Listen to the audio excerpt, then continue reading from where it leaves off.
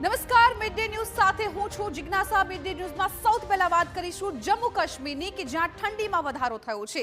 જમ્મુ કાશ્મીરના એ દ્રશ્યો પણ બતાવીશું કે જ્યાં હાડ થીજવતી ઠંડીનો કહેર જોવા મળી રહ્યો છે।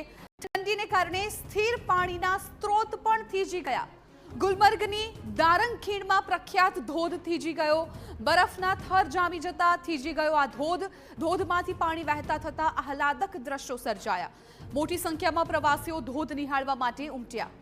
તો આ દ્રશ્યો આપ જુઓ જમ્મુ કાશ્મીરના છે કે જ્યાં ઠંડીમાં વધારો થયો છે। સ્વાભાવિકપણે કે અત્યારે આ સિઝનની મજા માણવા માટે જમ્મુ કાશ્મીરમાં મોટી સંખ્યામાં પ્રવાસીઓ ઉમટતા હોય છે। અને આ દ્રશ્યો પણ આપ જુઓ કે જ્યાં ધોધ થીજી ગયો છે। જનરલી જ્યારે પણ કોઈ ધોધ હોય છે એ ઝળહળતો દેખાતો હોય છે, પરંતુ આ ધોધ આપ જુઓ કે જ્યાં બરફના થર જામી ગયા છે। મોટી સંખ્યામાં પ્રવાસીઓ આ નજારો માણવા માટે જમ્મુ કાશ્મીર ઉમટી રહ્યા છે।